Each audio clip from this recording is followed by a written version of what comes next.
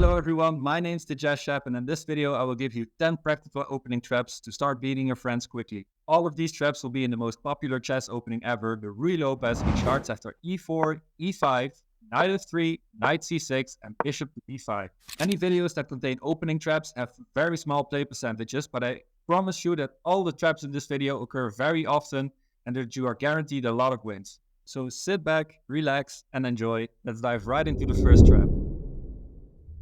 The first trap I'm going to show you is in the Berlin defense of the Ruy Lopez, and that's characterized by the move knight f6 attacking the pawn on e4.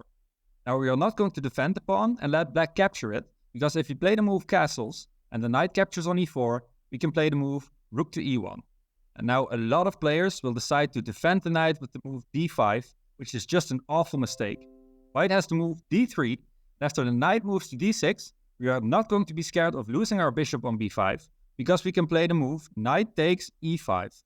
If we would take our bishop, we will be able to take the knight on c6 with a discovered check.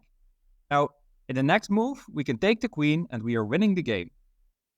If instead they play the move bishop to e7, we are able to take the knight on c6, and if they take back, we can play bishop takes c6, and we fork the rook and the king.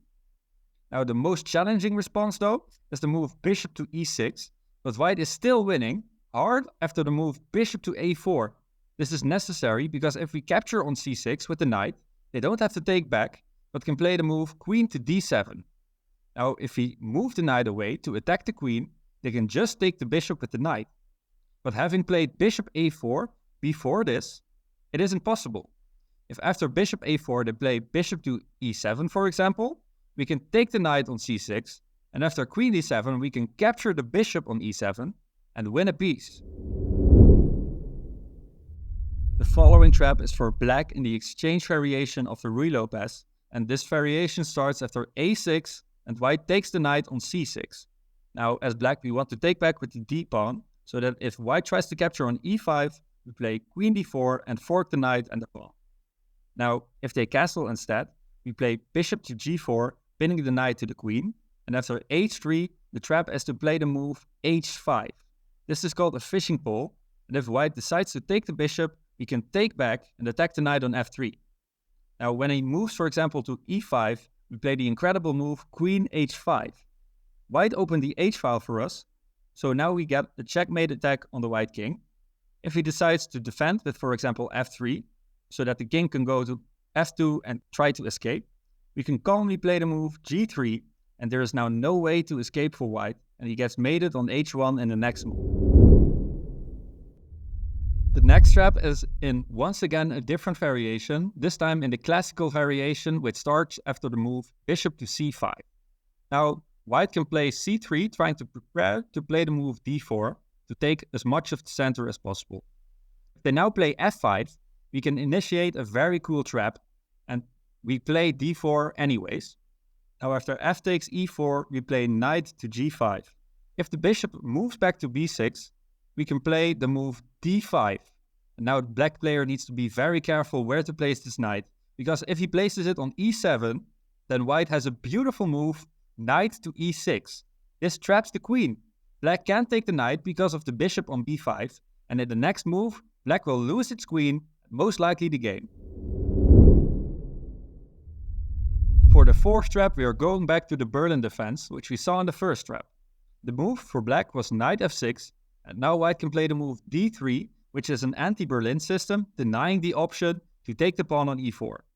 Now, this is one of the most played variations for grandmasters, and for black, I recommend playing the move knight to e7, which is objectively sound, but it's not really popularized. Now, we allow white to take the pawn on e5, and when he does, we are going to play c6, attacking the bishop.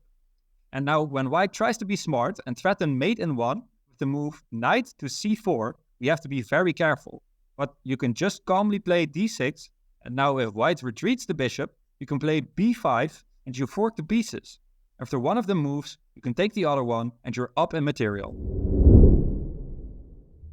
Now, the fifth trap is going to be in the Berlin defense as well, but there is a difference in move orders. Before playing knight f6, we play a6 first, and after bishop a4, we play knight f6. Now, after white castles, we don't take on e4, but play the move d6, defending the pawn on e5. Now, it looks very good for white to play the move d4, and it would be good if we take with the pawn and the white pieces get to take back with the knight, because there's a lot of pressure on the c6 square. But black can now just play b5 instead, and after bishop b3, there is the move knight takes d4. Now, if white takes back with the knight, we take back with the pawn, there is in no world a possibility for white to take with the queen, because if they do, we play c5 with tempo, and after the queen moves to e3, for example, we can play c4, and the bishop is trapped behind the pawns on the light squares. The piece is just lost and we're up in material. For the sixth trap, we are diving into the Arkhangelsk variation of the Ruy Lopez, which starts after a6, bishop a4, knight f6, castles, b5, bishop b3, and bishop to c5. And this variation is very common on all levels of chess. I recommend playing c3, giving your bishop a space to go to when it's attacked by knight a5. And also you want to prepare the move d4, lashing out in the center and attacking the black pieces in the middle of the board.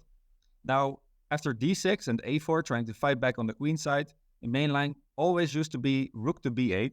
And it still is kind of the main line, but in this main line, white goes for d4 immediately. And as they now play bishop to a7, they're already losing, because it looks very natural, but white has a rook staring at the square.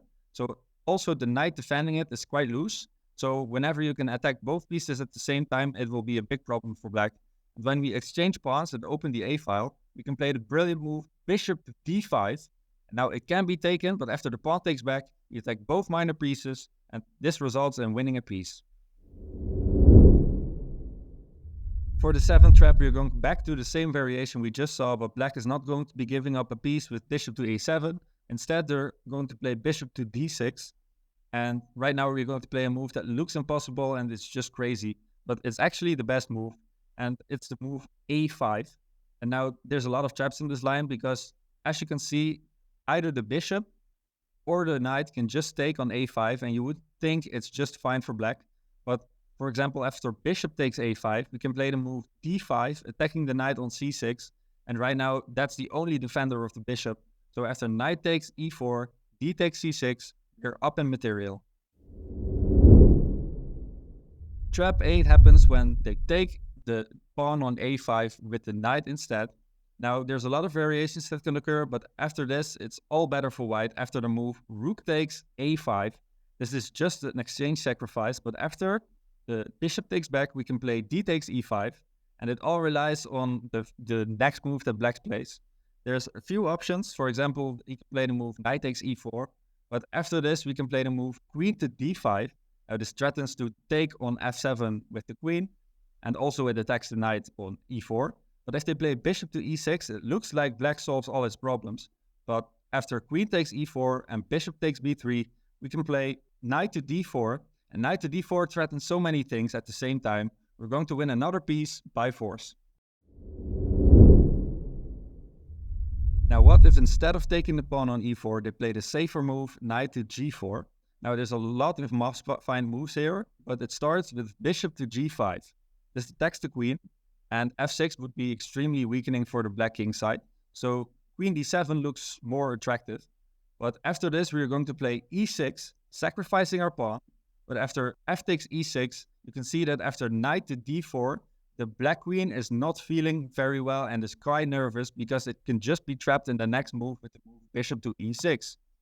Now, after e5, the move bishop to e6 can be played, but it's even better if you play the move knight to f5. Now, the threat of winning the queen is still alive, because if they play knight f6, for example, we can still play bishop to e6. And after this, after queen takes e6, we can play knight takes g7 check, and we can pick up the queen anyway. But if they play g6 instead, attacking the knight on f5, we don't have to be scared and can just take the knight on g4. And after queen takes g4 and g takes f5, there's a forced mate in 5, and it starts with queen to h5 check, and after king f8, bishop to h6 check. Now the king has to go back to e7, and we can play queen f7 check. After king to d8, we can play bishop g5 check, and after queen e7, queen takes e7 is checkmate. Now, if your brain's all foggy from the last few traps, don't worry, because trap 10 is going to be a little easier to remember. It happens after the move a6, bishop a4, b5, bishop b3. Now the move knight to d4. And this just looks very strange. And we can play knight takes to d4. And after e takes d4, we have the brilliant move bishop takes f7. Now, if they take back, we can play queen to h5 check. And if g6, we can give a check on d5. And now when the king moves, we can pick up the rook on a8. And after that, convert easily. I want to thank you all so much for watching. I hope that you're now able to beat your friends with incredible style the next time you will be playing. Leave a like if you enjoyed the video and consider subscribing for more amazing content like this. I will see you all in the next video. Bye bye.